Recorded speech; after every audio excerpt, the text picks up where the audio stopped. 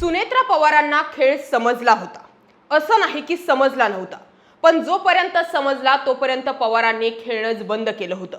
अजित पवारांच्या निधनानंतर ज्या उलथापालथीची भीती होती, ज्या भीतीतून आपली पकड घट्ट करण्यासाठी पटेल आणि तटकरेंसारख्या महत्त्वाकांक्षी नेत्यांना साइड ट्रॅक करून स्वतः पक्षाची सूत्र हाती घेतली होती, त्याच नेत्यांच्या डोक्यानं आता सुनेत्रा पवारांना आव्हान दिलं गेलंय।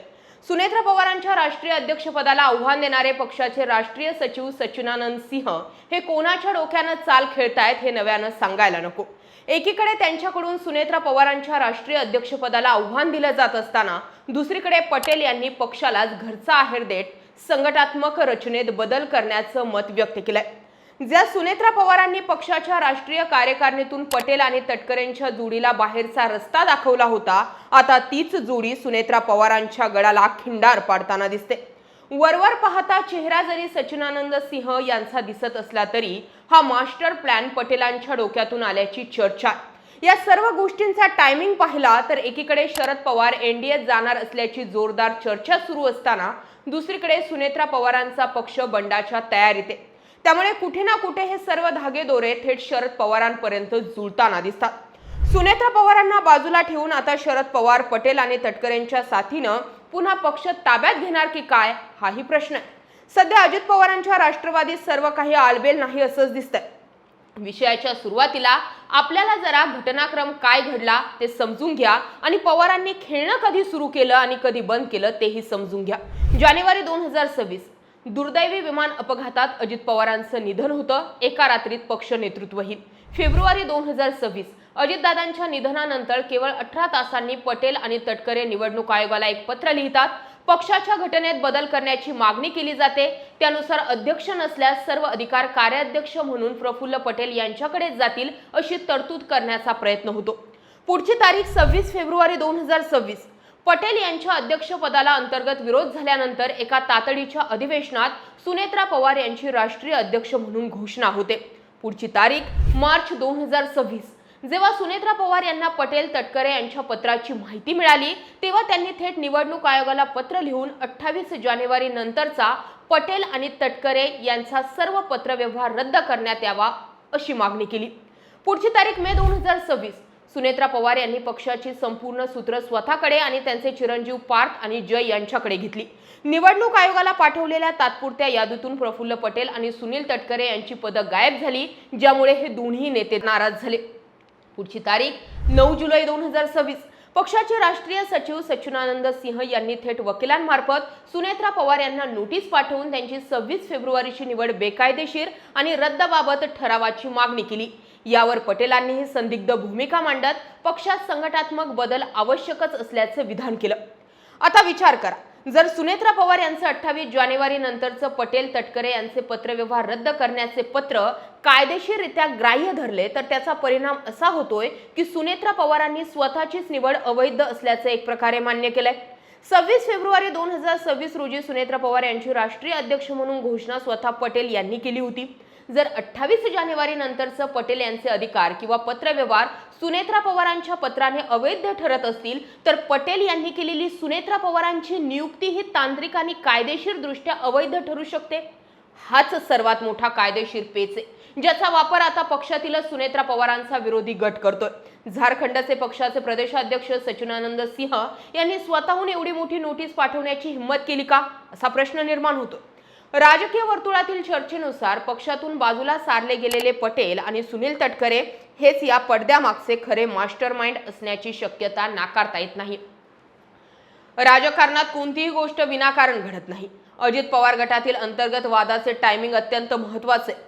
गेल्या काही दिवसांपासून राजकीय वर्तुळामध्ये जोरदार चर्चा आहे की शरद पवार यांचा गट कोणत्याही क्षणी एनडीए मध्ये सहभागी होऊ शकतो। जर शरद पवार स्वतः एनडीएच्या बाजूने आले तर अजित पवार गटाच्या अस्तित्वावर प्रश्नचिन्ह निर्माण होईल।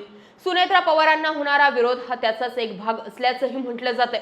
दरम्यान सुनेत्रा पवारांना पक्षातून बाजूला करून पुन्हा पक्ष शरद पवारांच्या ताब्यात देण्याच्या तर हालचाली नाही आहेत ना, असाही प्रश्न विचारला जातोय। पक्षाच्या कार्यकारिणीतून बाजूला पडल्यावर पटेल आणि तटकरेंनी शरद पवारांची भेट घेतली होती। कर्तृत्ववान नेते म्हणून शरद पवारांनी त्यांचं कौतुकही केलं होतं। इथूनच खरी पुढची स्क्रिप्ट लिहिली गेल्याचं आता समोर येतंय।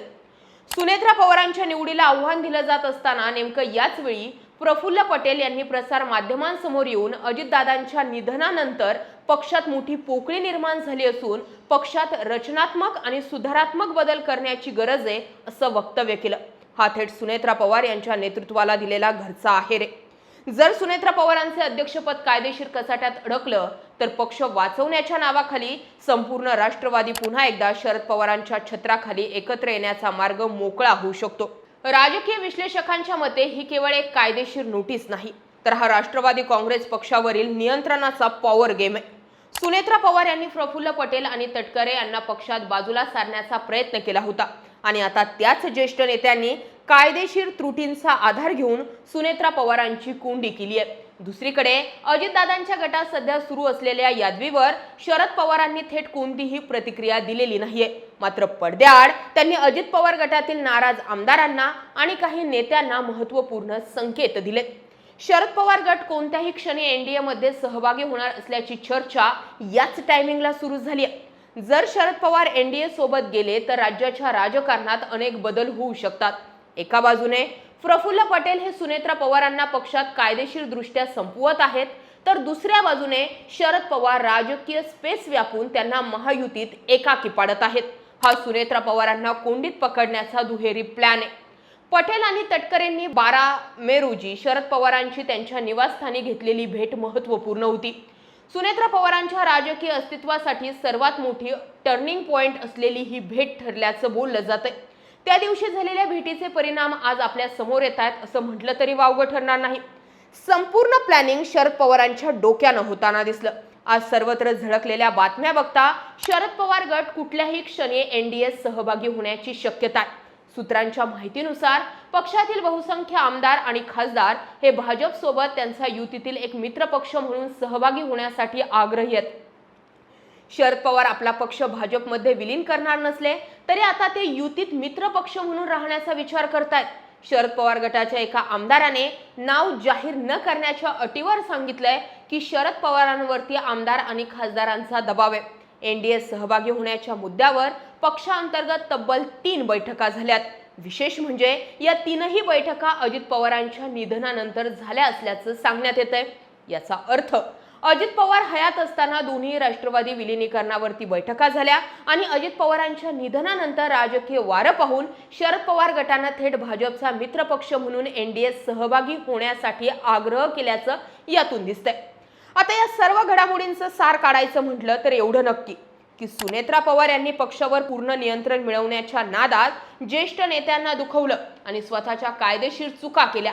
याच संधीचा फायदा घेऊन प्रफुल्ल पटेल यांनी अंतर्गत सुरुंग लावला आणि पवारांनी बाहेरून राजकीय कोंडी केली.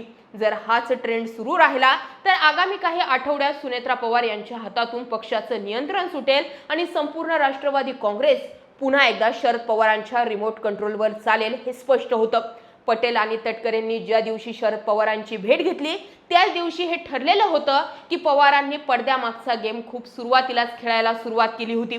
सुनेत्रा पवारांना राष्ट्रीय अध्यक्ष पदावर नेणं, पवारांना बाजूला करणं, अजित पवारांच्या निधनानंतर सगळी सूत्र आपल्या हाती घेणं आणि केंद्रातील एका मंत्र्यानं प्रफुल्ल पटेल हे राष्ट्रीय अध्यक्ष असतील अशा पद्धतीची पिन मारणं, या सगळ्या गोष्टी सांगत होते की पटेल आणि तटकरे डोक्याबाहेरचा गेम खेळतायत. पण राष्ट्रीय कार्यकारिणीतून सुनेत्रा पवारांनी त्यांचं नाव जसं बाजूला केलं तसे शरद पवारांचा दुसरा गेम ऍक्टिव्ह झाला आणि त्या गेमचाच पार्ट म्हणून पटेल, तटकरे आणि शरद पवारांची भेट म्हणून बघता येईल. आता सुनेत्रा पवार या सगळ्या चक्रव्यूहामध्ये पुरत्या अडकल्यात. बाहेर पडण्याचा कुठलाही मार्ग नाहीये आणि पवारांनीही खेळ खेळायचा सोडून दिला. आता या सगळ्या घटनांमध्ये नेमकं शेवटी हाती काय लागतंय? सुनेत्रा पवारांच्या हातून पक्ष जातोय का आणि पवार पुन्हा एकसंध राष्ट्रवादी करतात का हे पाहणं महत्त्वाचं आहे. तुम्ही या घडामोडींकडे कसे पाहता? कमेंट सेक्शन मध्ये जरूर व्यक्त व्हा. जय महाराष्ट्र.